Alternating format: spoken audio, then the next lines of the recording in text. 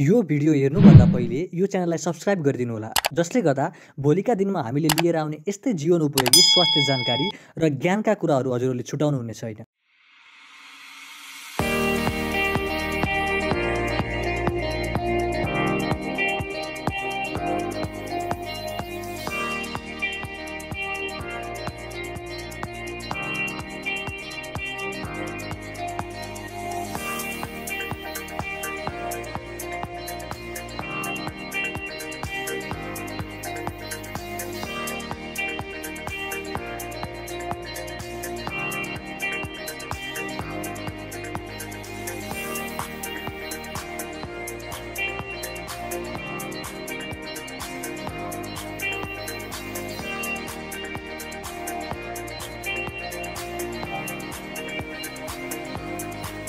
आजको यस कार्यक्रम चाहिँ अब ढिला नगरिकन सुरुवात गरौँ। ढिला भइसकेको छ र आजको हाम्रो फर्स्ट होस्ट चाहिँ हुनुहुन्छ डाक्टर किरण आचार्य दाई। ओके, अब यो कार्यक्रम सुरु गर्दा हुन्छ उहाँबाट चाहिँ एमआरसिपी को बारेमा चाहिँ केही प्रेजेन्टेसन छ। ओके, हुन्छ, स्टार्ट गर्दा हुन्छ। Okay, thank you, Dr. Vivek and all the organizers. I'm very delighted to have in this afternoon. सबैजनालाई गुड आफ्टरनुन। सबैजनालाई धेरै धेरै स्वागत छ र यो अपर्च्युनिटी दिनुभयो मलाई। चिनजान पनि हुन्छ, एउटा आफूलाई थाहा भएको कुरा के शेयर गर्न पाइयो भने यो चाहिँ एउटा प्रिभिलेज जस्तो मान्छु मैले पनि। So I will just start the session today. हामीले एकदम ब्रिफमा चाहिँ हामी कुरा गर्छौँ एमआरसिपी युके को बारेमा। यो चाहिँ basically what is it role for overseas doctor and specially in our context in the Nepal, what is the utility and when and how we should go for it, यो हामी अब प्रोसेस गर्छौं। सो बेसिकली अब हामी basically what is MRCP? MRCP is a internationally recognized, it is a quality benchmark for professional distinction in internal medicine basically. So many questions arises, MRCP like most of the people mixed with the USMLE भनिन्छ। MRCP दिँदाखेरिमा यो चाहिँ plain MBBS लेभलको क्वेशन्सहरू आउने हो कि कसरी preparation गर्ने हो, मिनिङ बेसिक साइन्सको, गाइनेकोलोजी, सर्जरी, अर्थोपेडिक्स, पिडियाट्रिक्सको आउने हो कि हैन भन्ने कुरा चाहिँ मोस्ट कमनली मलाई धेरैले जानले सोध्नुहुन्छ। त्यो चाहिँ हैन, बेसिकली एमआरसीपी इन्टरनल मेडिसिनको एक्जाम हो र इन्टरनल मेडिसिनको क्वालिफिकेसन हो। बेसिकली भन्नुपर्दा इन्टरनल मेडिसिनको एउटा पोस्ट ग्रेजुएट क्वालिफिकेसन हो र डिप्लोमा हो।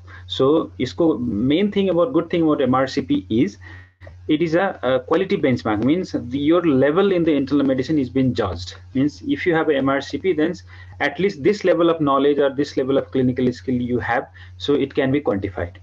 So good thing about MRCP is once you have a MRCP, you have a gateway to full registration in GMC of UK. Means you can be a GMC registered after passing IELTS or OAT. After MRCP means the while starting the MRCP, you don't have to do IELTS or OET in the initial part. Means degree linala you don't need IELTS or OET. Once you complete the MRCP, you have a MRCP degree, and then if you want to work in UK only, means to get a registration, then only IELTS or OET is required. Otherwise, for only MRCP, no need to do IELTS or OET. The good thing about you ho, you put in confusion ho. And another important thing about MRCP is a prerequisite for a higher sub-specialty training in UK. So basically, if you have an internal medicine training in the home country, Nepal ma MD medicine ya kuni medicine ko training garnu bhayo bhane, and if you want to do a sub-specialty training, means DM level ko training, nephrology, cardiology, neurology, pulmonology, if you want to do in UK, then MRCP is must. यो गर्नै पर्छ, यो चाहिँ prerequisite हो. This is the important thing. Not only in UK, MRCP is internationally accepted, including most of the Middle East countries, in Australia also, in Singapore. So basically in Singapore, Malaysia, those countries, they don't have their own degree. Their internal medicine training is a MRCP, and they will clear the MRCP exam, and they will be a physician or the consultant. So even in the Commonwealth countries, many Commonwealth countries, including Bangladesh, Pakistan, India, and Nepal. Nepal is though is not a Commonwealth country, so it is a valid degree. So it is a recognized even in the South Asian country also. And if you have MRCP without having any exam, with some experience and some publications and some portfolio, you can automatically get FRCP. FRCP of 3 different Royal Colleges, or London, or Edinburgh, or Glasgow. So you can progress your career and achieve a FRCP qualification. So these are the things why we should do MRCP if we are interested.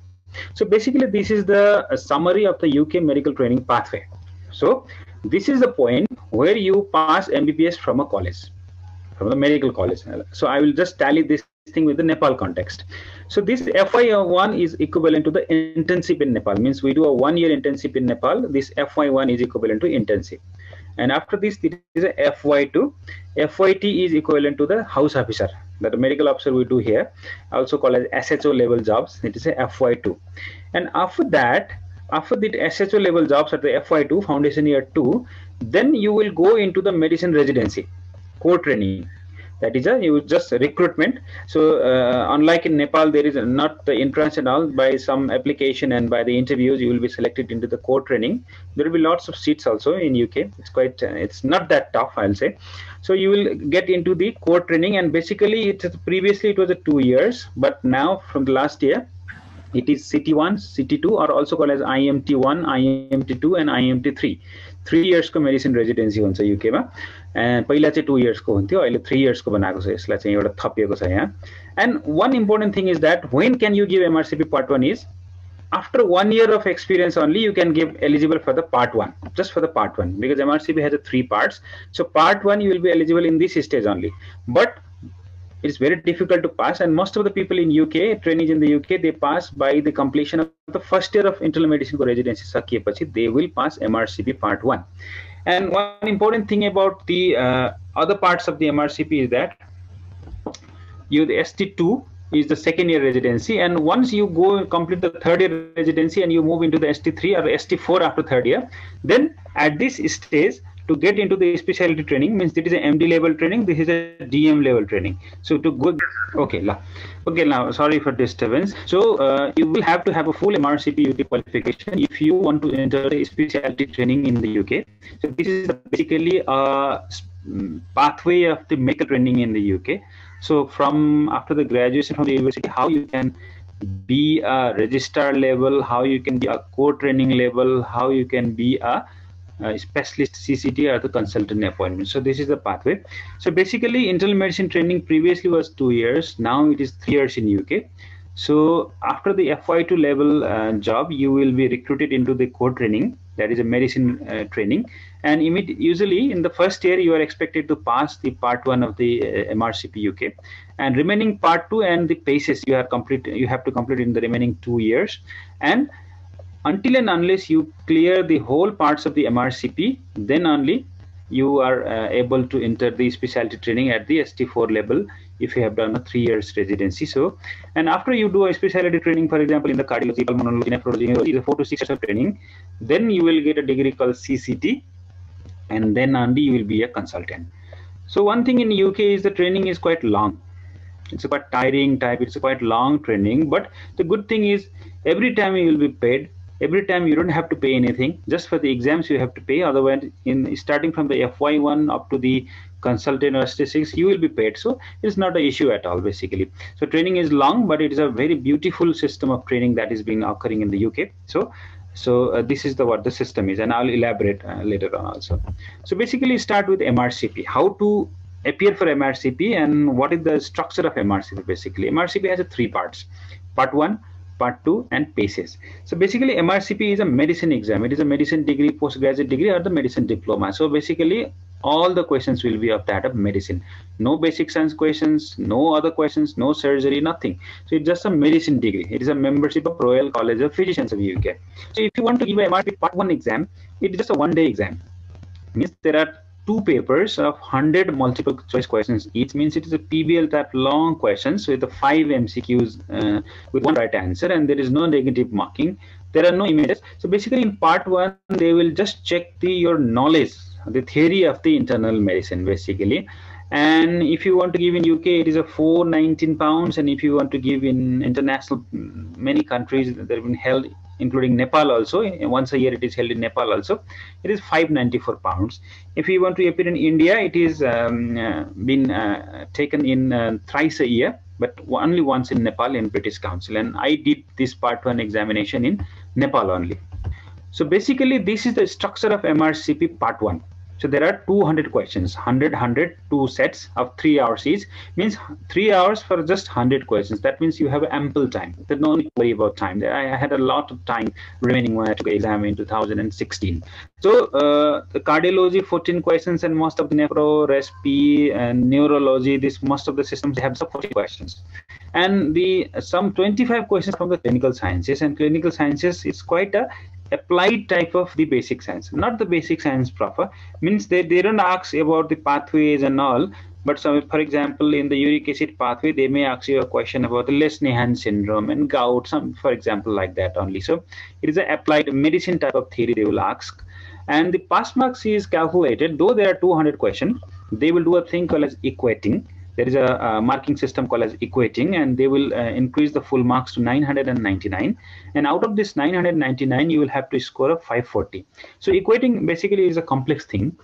Basically, every questions you will be judged according to the level of difficulty. भन्नको मतलब यदि तपाईले गाह्रो question मिलाउनु भयो भने बढी number आउने भयो, सजिलो क्वेशन मिलाउनु भयो भने थोरै नम्बर आउने भयो। त्यो दिनमा संसारभरि एक्जाम हुँदाखेरि त्यो क्वेशन्स कतिजनाले मिलाए एउटा क्वेशन र त्यसको आधारमा त्यो क्वेशनको वेटेज बनाउने, अनि तपाईले त्यसको आधारमा चाहिँ इक्वेटिङ गरेर मार्क्स आउँछ।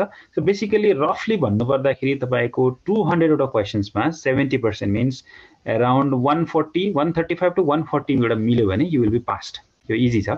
एन्ड फर्स्ट एटेम्पमा पास हुनु भनेको 50% को अराउन्डमा हुन्छ। 50% 55% को अराउन्डमा फर्स्ट एटेम्पमा पास हुन्छ।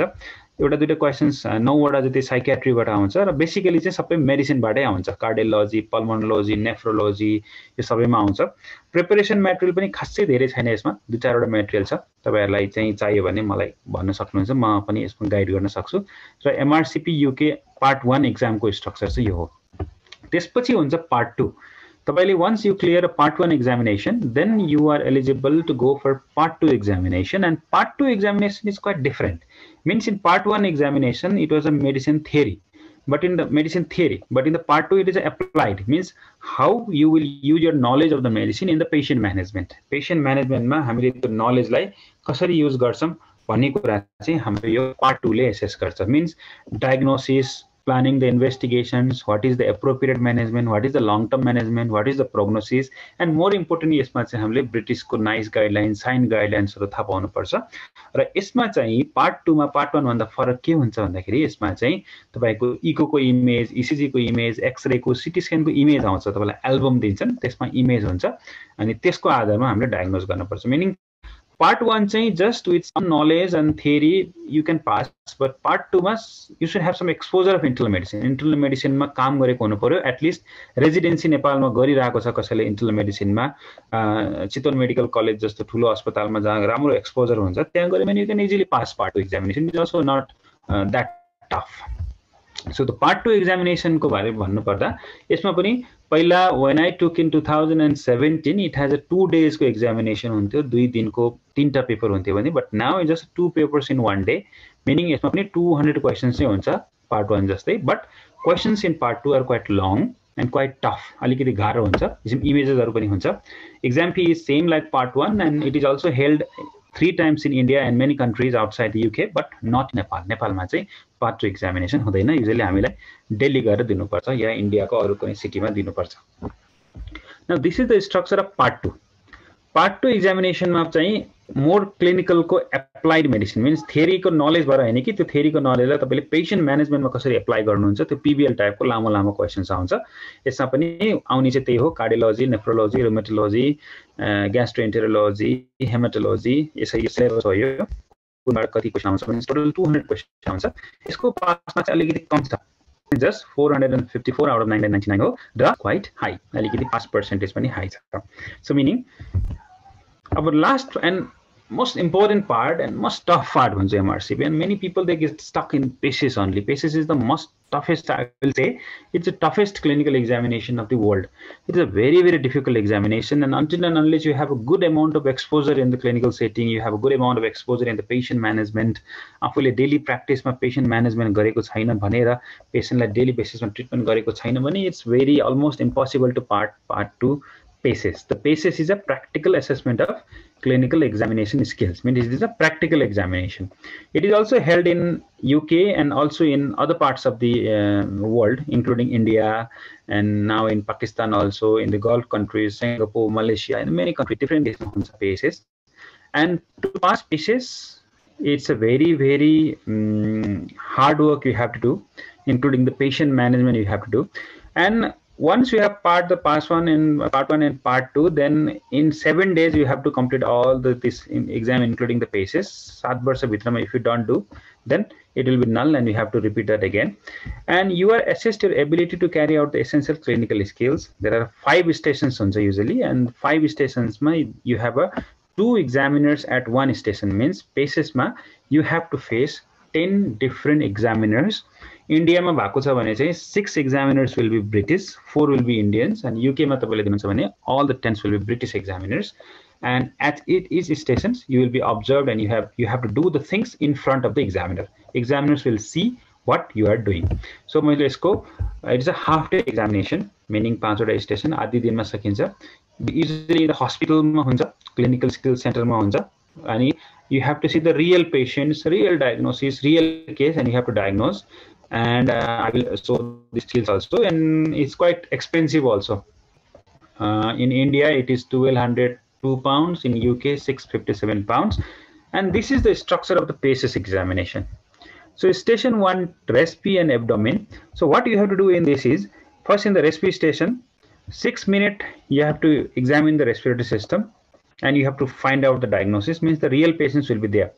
Lung fibrosis, idiopathic pulmonary fibrosis, bronchiectasis, cystic fibrosis, COPD, bronchial asthma, lobectomy, pneumonectomy, pleural effusion, pneumonia. Real patients are 6 minutes ma tapailai chest examine गर भन्छ र तपाईले ठ्याक्कै फाइन्डिङ को आधारमा डायग्नोसिस र डिफरेन्शियल डायग्नोसिस बनाउने, अनि 4 मिनेट मा प्रेजेन्टेसन गर्ने, भाइभा दिने. Same for abdominal also. Station 2 मा लङ स्टेशन हो, यो 20 मिनट्स को जस्ट हिस्ट्री टेकिङ स्किल्स मा you will be assessed. Meaning यसमा तपाईको 14 मिनट्स पेशेन्ट सँग हिस्ट्री लिने, नोट लेख्ने, 1 मिनट ब्रेक लिने, अनि त्यसपछि 5 मिनट तपाईले प्रेजेन्ट गर्ने अनि भाइभा दिने. History taking station. त्यसपछि थर्ड स्टेशन चाहिँ कार्डियोभास्कुलर र न्यूरो, ठ्याक्कै रेस्पिरेटरी एब्डोमेन जस्तै 6 मिनेटमा तपाईले डायग्नोज गर्ने, 4 मिनेटमा प्रेजेन्ट गर्ने. 6 मिनेटमा एक्चुअल केस. कार्डियोमा त pulmonary stenosis, valve replacement, aortic stenosis, valvular heart disease जे पनि आउन सक्छ, congenital heart disease, ASD, VSD, PDA. अनि न्यूरोलोजिकल स्टेशन चाहिँ it's very very tough station. Basically to examine the neurological system, real patients getting the diagnosis in 6 minutes is a very very tough thing. एकदम रिफ्लेक्सली आफूलाई यसमा चाहिँ खारिनु पर्छ, अनि तपाईले 4 minutes मा प्रेजेन्ट गर्नुपर्छ. Station 4 communication skill exactly like the history taking. Means in 14 minutes you have to counsel the patients, angry पेशेन्ट्सलाई डिल गर्ने, ब्रेकिङ द ब्याड न्यूज गर्ने, मेडिकल एररको बारेमा एक्सप्लेन गर्ने, एन्ड सो अन. तपाईले आफ्नो ट्रिटमेन्टको बारेमा भन्ने, या कसैलाई चाहिँ कुनै डायग्नोसिसको बारेमा कन्फ्युजन छ भने भन्ने, पेशेन्ट पार्टी अनह्याप्पी छ भने, या पेशेन्टको डाइङ पेशेन्ट्सलाई काउन्सिलिङ गर्ने, सो मेनी थिङ्स. अथवा कहिले ड्राइभिङको कुराहरू गर्न आउँछन्. मिन्स युके को केही नियम कानुनहरू पनि थाहा पाउनुपर्छ हामीले, ड्राइभिङ रुल्सहरू something. And last station is a very very important station. 5 मा 2टा हुन्छ, brief clinical consultation BCC 1 and BCC 2. यसमा चाहिँ तपाईले पेशेन्टलाई हिस्ट्री पनि लिनुपर्छ, एक्जामिनेसन पनि गर्नुपर्छ, फाइन्डिङ पनि भन्नुपर्छ, पेशेन्टसँग कुरा पनि गर्नुपर्छ, र एक्जामिनरलाई भाइभा पनि दिनुपर्छ. मिन्स 8 मिनट तपाईले पेशेन्टलाई बिताउनुपर्छ. यो रेस्पी, एब्डोमेन, कार्डियो र न्यूरोमा चाहिँ हिस्ट्री लिनु पर्दैन, एक्जामिनेसन मात्रै गर्ने हो, पेशेन्टसँग केही कुरै गर्नु पर्दैन. यसमा चाहिँ पेशेन्टसँग कुरा पनि गर्नुपर्छ, उसको कुरालाई चाहिँ टास्कलाई चाहिँ भन्नु पनि पर्छ, र डायग्नोसिस पनि गर्नुपर्छ. मिनिङ युजुअली यसमा रुमेटोइड आर्थराइटिसहरुको केसहरु आउँछ, जोइन्ट पेनहरुको, र समटाइम्स यसमा फन्डोस्कोपीहरु आउँछ, आँखा हेर्ने समथिङ. यसरी अनि हामीले डायग्नोज गर्नुपर्छ. र बेसिकली 1 2 3 4 5 वटा स्टेशन भए तापनि यसमा 1 2 3 4 5 6 7 8 वटा स्टेशनको एक्जाम हो यो, र टोटल 10 जना एक्जामिनर हुन्छन्, 10 जना फरक एक्जामिनर, र 10 जनालाई हामीले फेस गर्नुपर्छ. So it is a very tough exam. So हरेक स्टेशनमा तपाईले जुन हामीले station 1, station 2, station 3, station 4, station 5 मा यो चीजहरु एसेस हुन्छ. तपाईको फिजिकल एक्जामिनेसन गर्ने, identifying the physical signs, clinical communication, whether you can make a good differential diagnosis or not, clinical judgment, managing the patient's concern and managing the patient's welfare. एकदम important कुरा हो यो. तपाईले पेशेन्टलाई examine गर्दा कुरा गर्दाखेरि अलिकति पनि डिस्कम्फर्ट भयो भने you failed. So managing patient welfare. Managing patients concern means उसको कुरालाई हामीले एड्रेस पनि गर्न सक्नु पर्यो, डिफरेन्सियल डायग्नोसिस बनाउनु पर्यो र एक्जामिनरको अगाडि हामीले एप्रोप्रिएट फिजिकल क्लिनिकल मेथड लगाएर हामीले त्यो फाइन्डिङ निकाल्नु पर्यो। मिन्स मैले लिभर पाल्पेबल छ भने थाहा पाएर भएन कि त्यो मेथड पनि मिल्नु पर्यो, लिभर पाल्पेबल भएको थाहा पनि पाउनु पर्यो, पेसेन्टसँग कुरा पनि गर्नु पर्यो, लिभर पाल्पेबल भएको डिफरेन्सियल डायग्नोसिस नि भन्न सक्नु पर्यो र मैले लिभर पाल्पेबल गर्दाखेरि पेसेन्टलाई अलिकति पनि दुख्नु भएन या समथिङ डिस्कम्फर्ट हुनु भएन। सो यी चिजहरू एसेस हुन्छ डिफ्रेन्ट स्टेसनमा। अब रेस्पी एब्डोमेनमा यो कुन एसेस हुन्छ, कुन एसेस हुन्छ मैले यहाँ भनेको छु, यता देखिएको छ। तर स्टेसन 5 जुन भने नि अघि मैले यो स्टेसनमा चाहिँ यसमा चाहिँ सबै एसेस हुन्छ, all the things will be assessed. So basically exam भनेको 8 वटा स्टेसन भए तापनि A देखि G सम्मको यो चीजहरु तपाईलाई हरेकमा पास हुनुपर्छ। सो यो हो हाम्रो 6-7 डिफरेन्स। 2020 देखि अलिकति चेन्ज गरेको छ यो कोभिड को कारणले गर्दाखेरि, तर बेसिकली मोरलेस सेम हो। हिस्ट्री टेकिङको ठाउँमा कन्सल्टेसन राखेको छ, अनि कम्युनिकेसनको ठाउँमा कम्युनिकेसन र एब्डोमेन राखेको छ, कार्डियो न्यूरो राखेको छ। यसमा कम्युनिकेसनको दुईटा स्टेसन राखेको छ, तर मोरलेस कुरा उही नै हो। नाउ अब इम्पोर्टेन्ट कुरा आयो, हामीले जुन भन्यौं त्यो 8 वटा डिफरेन्ट स्टेसनमा यो चीजहरु तपाईलाई एसेस हुन्छ र हरेक स्टेसनमा यसको मार्किङ हुन्छ, डिफरेन्ट एक्जामिनरले दिन्छन् र यो हरेक स्टेसनमा तपाईले छुट्टै पास हुनुपर्छ। फिजिकल एक्जामिनेसनमा नि छुट्टै pass, physical signs, clinical communication, DD, judgement, patient concern, patient वेलफेयरमा in each stations you have to pass individually. र कस्तो भयो भन्दा ओभरअलमा पनि तपाईले 130 ल्याउनु पर्यो टोटल फुल मार्क्समा, भने इन्डिभिजुअली पनि हरेकमा यति मिनिमम मार्क्स ल्याएको हुनु पर्यो। त्यो इम्पोर्टेन्ट कुरा। र यो एउटा पेसेसको मार्कसिट हो यो, मिनिङ रेस्पी स्टेसनको 20 फुल मार्क्स, हरेकको 20 फुल मार्क्स हुन्छ। तर ब्रिफ क्लिनिकल कन्सल्टेसनको त्यो लास्टको त्यो 10 मिनट वालामा 28 फुल मार्क्स हुन्छ। यो फुल मार्क्स भयो, मिन्स ओभरअल तपाईले 172 मा 130 ल्याउनु पर्यो। त्यति मात्रै गरेर भएन कि हामीले यो हरेक यो सब सेक्सन्सहरुमा छुट्टै पास हुनु पर्यो। र यहाँ हेर्न सक्छौं हामी सबैभन्दा हामीले याद गर्नुपर्ने म्यानेजिङ पेशेन्ट्स वेलफेयर जुन 32 फुल मार्क्स हो, यसमा पास मार्क्स चाहिँ 28 हुन्छ। मिनिङ पेशेन्टलाई एकदमै कम्फर्ट गराएर हामीले एक्जामिनेसन गर्नुपर्छ। त्यो एकदम यो इम्पोर्टेन्ट कुरा। र पास मार्क्स चाहिँ हामी देख्न सक्छौं कुन सेक्सनमा कति ल्याउनुपर्छ, कुनमा कति ल्याउनुपर्छ भनेर। अब now what to do after MRCP. अब हामीले पार्ट 1 पास गर्यौं, पार्ट 2 पास गर्यौं, पेसेस पास गर्यौं, and we got MRCP degree पनि आयो। अब now what to do. So you have many options left. So having a MRCP doesn't mean you have to go to UK, meaning UK जानु नै पर्छ, UK काम गर्नुपर्छ भन्ने होइन। यो चाहिँ तपाईले आफ्नो just to brush up your knowledge in the medicine, just to have an extra degree sometimes, and just to be a standard in internal medicine अथवा नेपालमै या साउथ एसियामा अन्त कतै प्र्याक्टिस गर्न पनि एमआरसीपी गर्न सकिन्छ। यूके नै जानुपर्छ भन्ने छैन। तर यदि if you want to go to UK, त्यति बेला चाहिँ you have to do IELTS or OET, then you get a GMC registration हुन्छ। अनि GMC, once you get a GMC registration, then you can apply for various jobs, initially for non-training jobs, and then if you do not have done any specialty training in the home country, then you can apply for the sub-specialty training, means palmo, nephro, neuro, yeah meaning नेपालको कन्टेक्स्टमा भन्नुपर्दा DM लेभलको training चाहिँ हामीले UK मा चाहिँ apply गरेर गर्न सकिन्छ। नेपालमा चाहिँ त्यो लेभलको ट्रेनिङमा भन्दा चाहिँ रेजिडेन्ट भन्छ भने उता चाहिँ रजिस्ट्रार भन्छ, ट्रेनिङ रजिस्ट्रार भन्छ।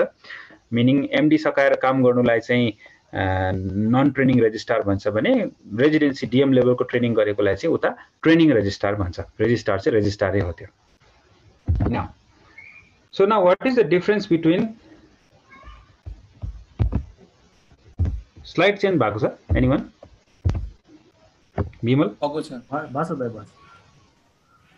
भाषा है पहिले भाषा है ओके ठीक छ। Now, so what is the difference between MRCP and PLAB now? So you have a confusion on whether to do MRCP or PLAB. So basically, if you have just completed MBBS or house officer level, it's a good thing to do PLAB, because one step at a time, if you go ahead, then you can succeed easily. But easily, directly tough cheese ma aata le bhane hamilai time लाग्न सक्छ, success नहुन पनि सक्छौं, goal चाँडो achieve हुँदैन। So basically, if we are just completed MBBS in Nepal, and then we are doing a medical officer level job, and then go with the PLAB, then go to the UK, do a core training, means internal medicine residency, side by side complete the MRCP and progress. So MRCP is good for those people, those who are doing the medicine level medicine, those who have finished MD medicine here or any medicine training here, or those who are doing the internal medicine residency here. Then it's good thing for them to do MRCP. Means while their training has been completed in Nepal, side by side they can complete the MRCP and options will be open for them, and we can proceed further. So MRCP will allow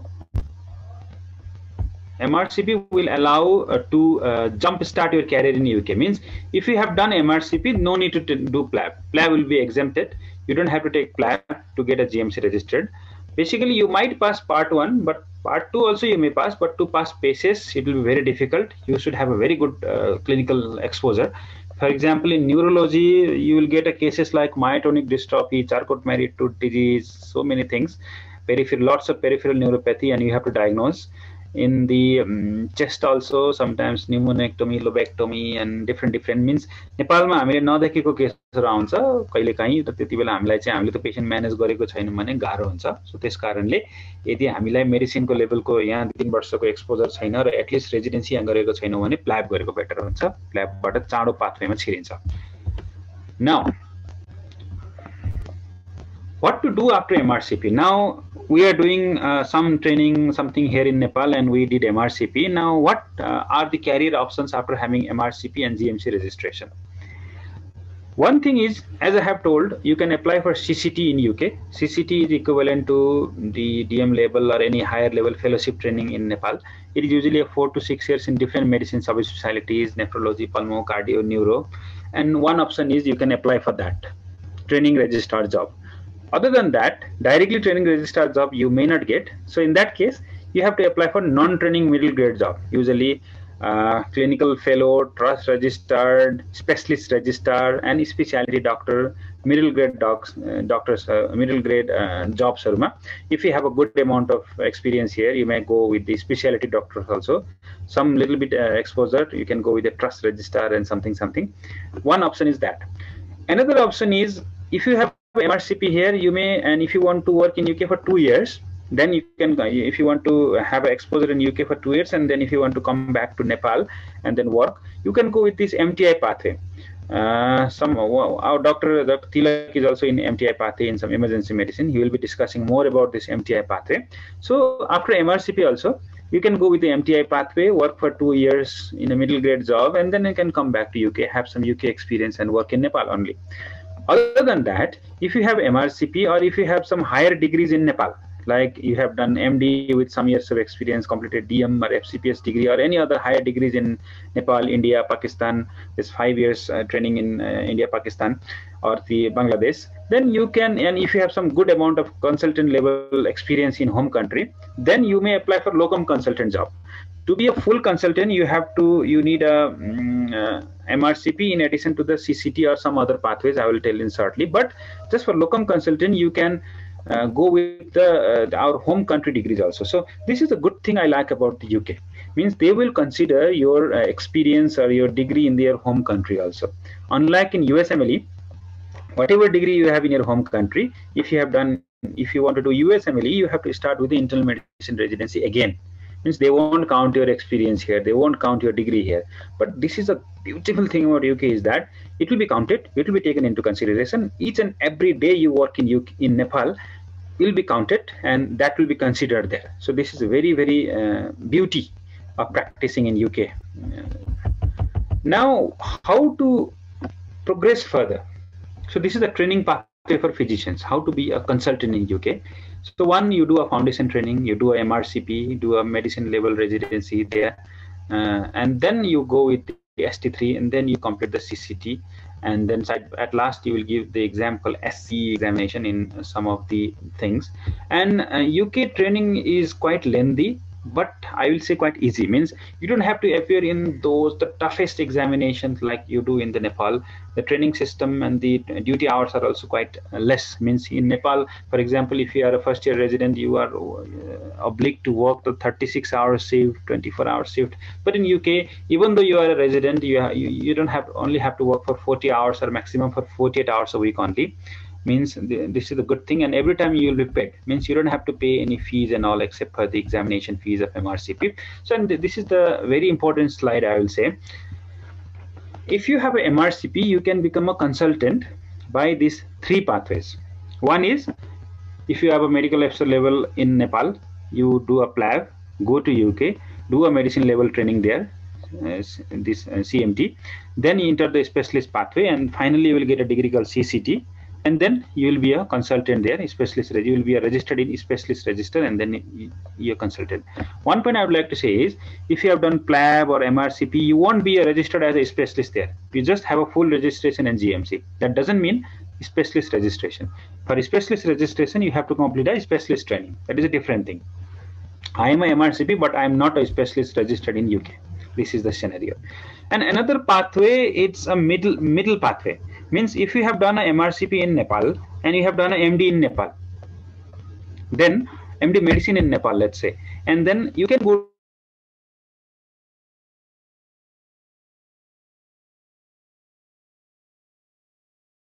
to UK and do let's suppose you are interested in UK, okay, training registrar, and then you will be a consultant, and this is called as, previously it was called as CESRCP. This has also changed. Now this is called as CCT.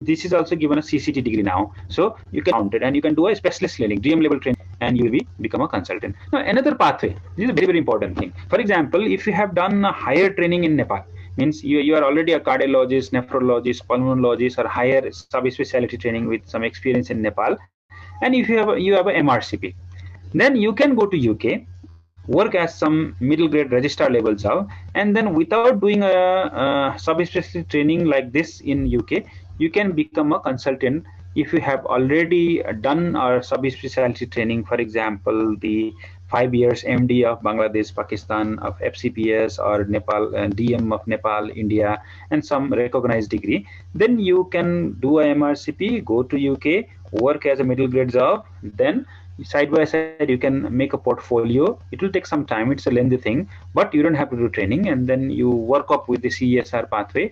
And if your hospital or the trust is supportive for CESR, then in few years time you will go into the specialist register and you can become a consultant. So this is the pathway. So both CCT, CCTCP, or CESR, they all are considered to be equal in the UK. They are of equal value. Means it doesn't mean that CCT is superior to CESR. Doesn't like that. It's a same thing. Once you get into the specialist register and you are a consultant, it's the same thing.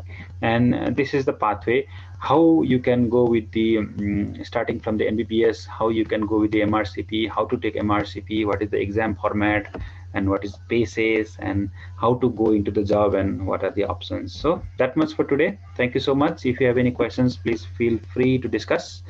Thank you. कसैसँग क्वेसनहरु छ यो MRCP को बारेमा, कसैलाई जिज्ञासा लागेको छ भने चाहिँ तपाईहरुले मेसेज गर्दा हुन्छ। थ्यांक यू किरण दाइ फर द प्रेजेन्टेसन। एकदमै राम्रो प्रेजेन्टेसन थियो। लगभग हाम्रो मनको क्वेसन चाहिँ सबै क्वेसनको एन्सर पाइसकेका छौं, र ऑडियन्समा चाहिँ लगभग कसैलाई क्वेसनहरु गर्नु छ MRCP को बारेमा, अथवा चाहिँ दाइको कुनै प्रेजेन्टेसनमा कसैले केही नबुझ्नु भएको छ भने यु क्यान क्वेसन।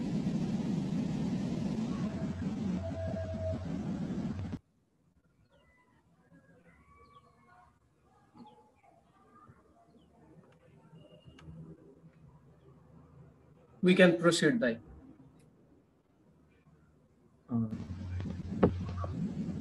ठीक छ, एउटा क्वेसन चाहिँ फेसबुकमा आएको रहेछ। Is MRCP given only after completing PG training program or before one starts PG training भन्नुभएको छ। यसको चाहिँ हजुरले basically medicine one thing is मेडिसिनमा PG गरेको छ भने मात्रै MRCP दिएर भ्यालु भयो। फर एक्जाम्पल नेपालमा MD रेडियोलोजी गर्नु भएको छ भने MRCP दिनु के फाइदै छैन। त्यो हामीलाई के अनेसरी खासमते भयो। सर्जन हुनु भएको छ भने MRCS जानु पर्यो, रेडियोलोजी हुनु भने FRCR जानु पर्यो, गाइनी हुनुहुन्छ भने MRCOG भन्छ। मेडिसिनमा कोही केटा हुनुहुन्छ भने फर्स्ट इयरमा MRCP पार्ट गर्न सक्ने, सेकेन्ड इयर थर्ड इयरमा कोही हो त्यही पेशेन्ट म्यानेजमेन्ट एक्स्ट्रा डिग्री लिन सकिन्छ हामीले र फाइनली नेपालमा एमडी मेडिसिन सकिएपछि तपाईलाई अप्सन्स भयो whether you can practice in UK also, you can practice in Nepal also, or any other places of the world. Golf ma gaera kaam गर्न सकियो, so many options will be there. Thank you, Dai. अर्को question आएको छ, what is the status of MRCP in Nepal भन्नुभएको छ? Yeah. So basically MRCP चाहिँ पहिला त जस्ट MRCP डिग्री नै हुन्थ्यो, जस्तो हाम्रो सिनियर कति मान्छेहरु त्यहाँ जस्ट MRCP. MRCP चाहिँ नेपाल मेडिकल काउन्सिलमा you will be registered as a specialist, means MD medicine सकेपछि जुन एक्जाम दिनुपर्छ नि हामीले त्यो MRCP दिएपछि पनि दिन पाइन्छ. त्यसपछि तपाई काउन्सिलमा registered in medicine specialist and you practice. जस्तै अनि what are the material to study भन्नुभएको छ, के पढ्न पर्ने अथवा चाहिँ MBBS लेभल अथवा material to study भन्नुभएको छ, के तयारी गर्न सकिन्छ? MBBS सकिएपछि तपाई 1 इयर मेडिसिन हाउस सर्भिस गर्नुभएको छ भने तपाईले पार्ट 1 दिन पाइहालिन्छ. 1 इयर एक्सपिरियन्स छ भने पनि पाइन्छ MBBS सकिएपछि. अनि MRCP पार्ट 1 चाहिँ सकिन्छ, त्यसपछिको पार्टहरुलाई चाहिँ ट्रेनिङमै छिरेको राम्रो हुन्छ, अदरवाइज पास हुन गाह्रो हुन्छ. त्यसपछि तपाईँ मेडिसिनमा ट्रेन गर्ने नेपालमा, then complete the MRCP, then you go to UK later on. यो चाहिँ अलिक लामो बाटो भयो. तर if you complete MRCP MBBS in Nepal and if you want to go to UK immediately, means 1 वर्षमै जान चाहनुहुन्छ भने MRCP is not a option for you. त्यसमा चाहिँ तपाईँ प्ल्याब गरेर जानु पर्यो. प्ल्याब गरे भने छिटो पनि हुन्छ, सजिलो पनि हुन्छ र पाथवेमा इजिली छिरिन्छ. थ्यांक यू दाइ. कुलदीप तिमिल सिन्हाले भन्नुभएको छ, what about after surgery? Surgery पाथवेबाट चाहिँ जान मिल्दैन हैन यो MRCP? सर्जरी अब मिल्छ डेफिनेटली. सर्जरीमा पनि त्यही हो, MRCS हुन्छ. MRCS चाहिँ दुईटा पार्ट मात्रै हुन्छ. यो MRCP को 3टा पार्ट हुन्छ अनि 2टा पार्ट हुन्छ. तर सर्जरीमा चाहिँ मेडिसिनको जस्तो हुँदैन. मिनिङ तपाई नेपालमा सर्जन भए तापनि MRCS गरे तापनि धेरै जस्तो ट्रस्टहरुले सुरुमा तपाईलाई एक स्टेप जुनियर जबको लगाउँछन् होला. सायद सर्जरी त अलिकति डिफरेन्ट कुरा भयो. त्यसमा चाहिँ गएर गर्न सकिन्छ. डेफिनेटली मिल्छ. सर्जरीमा do MS surgery in Nepal, then you go into the MRCS and then complete and join. So यो इम्पोर्टेन्ट कुरा यही हो. USMLE र UK मा यही फाइदा, मिनिङ तपाईले वहाँ गएर सर्जरीको ट्रेनिङ पनि पाउन सक्नुहुन्छ. UK मा USMLE मा अलि डिफिकल्ट छ सर्जरीको फिल्डहरु पाउन भने, UK मा चाहिँ रिलेटिभली US जस्तो डिफरेन्ट छैन, गाह्रो छैन होला.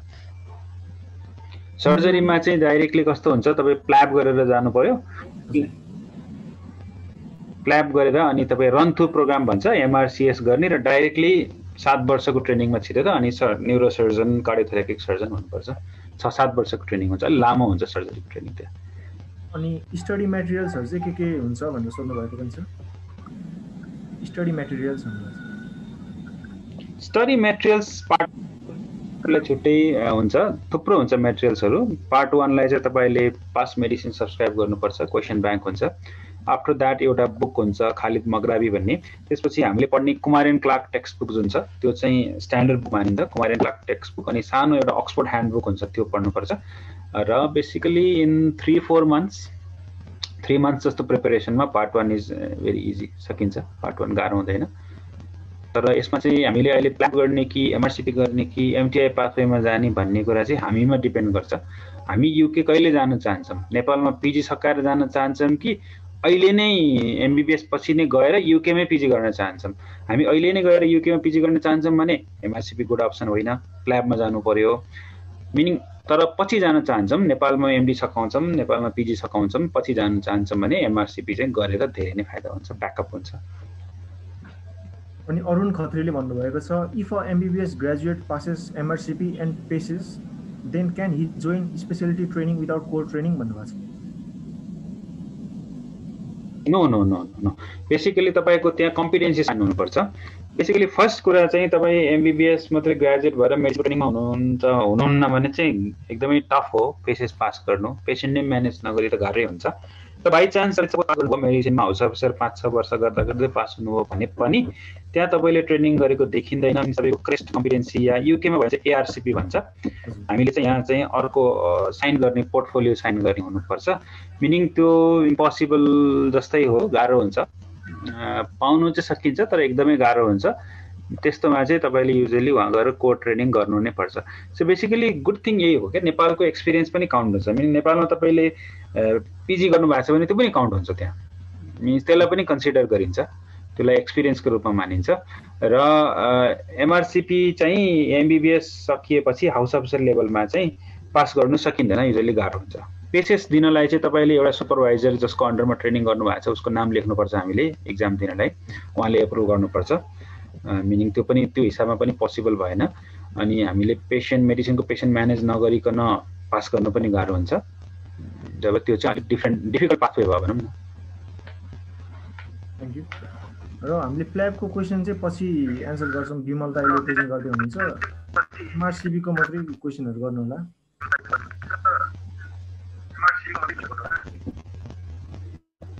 टोटल एक्सपेन्सेस भनेर लेख्नु भएको छ कसैले त्यहाँ है। टोटल एक्सपेन्सेस चाहिँ पार्ट 1 594 पाउन्ड्स, पार्ट 2 594 पाउन्ड्स, र पेसेस चाहिँ युकेमा दिने हो भने 657, इन्डियामा दिने हो भने चाहिँ 1202 पाउन्ड भयो। 594 1202 पाउन्ड, यतिमा एमआरसिपी सकिन्छ। नेक्स्ट क्वेसन एकदम राम्रो क्वेसन सोध्नुभयो, जसले प्ल्याब 1 कटाएको छ प्ल्याब 2 को डेट पाएको छैन भने पार्ट 1 दिएको राम्रो, एकदमै गुड डिसिजन हुन्छ। किन भन्दा तपाईँले प्ल्याब 1 प्ल्याब 2 कटाएपछि पनि यदि जब पाउनुको लागि एसएचओ लेभल या सिटी 1 सिटी 2 को जब पाउनुको लागि चाहिँ यदि एमआरसिपी पार्ट 1 कटाएको छ भने चाहिँ त्यसलाई चाहिँ एकदम प्रेफरेन्स दिन्छ। मिनिङ कहीँ कति जबहरूमा त एमआरसिपी पार्ट 1 पास्ट भनेर पनि डाइरेक्टली त्यहाँ भ्याकेन्सीमा खुलाएको हुन्छ। यदि तपाईँले पार्ट 1 कटाउनु भएको छ, पार्ट 2 डेट पाउनु भएको छैन, कुर्दै हुनुहुन्छ भने धेरैजनाले गर्ने नै यही हो, अधिकांश हामी साउथ एसियन सबैले गर्ने नि यही हो। पार्ट 1 चाहिँ साइड बाई साइड दिनु नै राम्रो हुन्छ, किन भन्दा पार्ट 1 चाहिँ जति चाँडो दियो उति राम्रो। किन भन्दा वहाँ गएर हामीले आखिर दिनु नै छ, तर हामी स्योर हुनु पर्यो कि वहाँ गएर हामी मेडिसिनकै पाथवेमा जान्छौँ भन्ने कुरा। पछि गएर हामी वहाँ गएर गाइनेमा या अरू पाथवेमा गयौँ भने चाहिँ इट वोन्ट वर्क नि। त्यही भएर हामी कुन फिल्डमा जाने, एमआरसिपी भनेको मात्र मेडिसिनको डिग्री हो।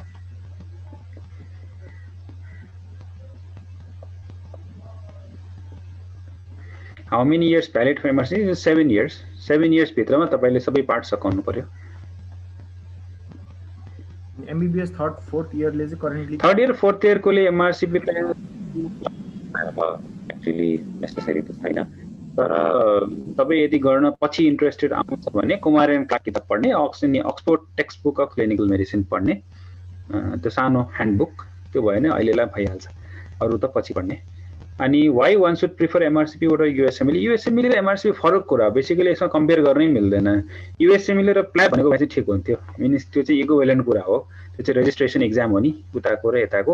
एमआरसिपी चाहिँ बेसिकली यो चाहिँ मेडिसिनको ट्रेनिङमा गइरहेको मान्छेले लिने डिग्री हो यो, मिनिङ तपाईँ हायर स्पेसल मेडिसिनको रेजिडेन्ट हुनुहुन्छ, मेडिसिनको रेजिडेन्ट सकेपछि त्यसपछिको ट्रेनिङ पाथवेमा जानलाई कम्प्लिट गर्ने एउटा एक्जाम हो एमआरसिपी। मिन्स युएसएमएल भनेको त युएसमा काम गर्नलाई रेजिस्ट्रेसन एक्जाम हो, त्यसको इक्विभ्यालेन्ट एक्जाम युकेमा चाहिँ प्ल्याब हो।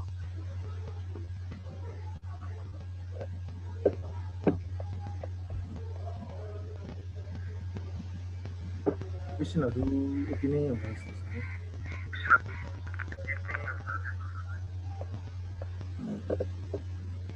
हुन्छ, प्र्याक्टिस मेटेरियल्सहरू म हाम्रो त्यो फेसबुक ग्रुप छ त्यहाँ सबैजनाले त्यहीँबाट हेर्नु न। म पार्ट 1 मा यो पढ्नुपर्छ भनेर त्यहाँ लेख्नु हुन्छ। हामी यो टोनिक हेल्थ अनि स्वास्थ्य संसार यो हाम्रो प्ल्याबको ग्रुपले चाहिँ हामीसँग कन्ट्याक्ट गरेर स्टडी मेटेरियल्सहरू चाहिँ त्यहाँबाट हामी हजुरहरूलाई दिउँला, त्यतातिर कन्ट्याक्ट गर्दै गर्नु होला। ओके, अब एमआरसिपीको बारेमा चाहिँ हाम्रो प्रेजेन्टेसन भइसकेको छ। डाक्टर किरण दाइले चाहिँ राम्रो प्रेजेन्टेसन दिइसक्नु भएको छ। कृपया कतिपय हाम्रो जिज्ञासाहरू सबै मेटिएको पनि छ र केही जिज्ञासाहरू बाँकी पनि होला, र ती कुराहरू चाहिँ हामीलाई मेसेज गर्दाखेरि हामीले दाइसँग कन्ट्याक्ट गराइदिन सक्छौँ। र हाम्रो पेजमा, हाम्रो युट्युब च्यानलमा र हाम्रो यो प्ल्याबको ग्रुपमा चाहिँ हजुरहरू जोइन हुँदै गर्नुभयो भने त्यसको लागि सजिलो हुन्छ। र अब एमआरसिपीको बारेमा लगभग सबै कुराहरू भइसकेको छ। अब थ्याङ्क यू किरण दाई फर दिस सेसन।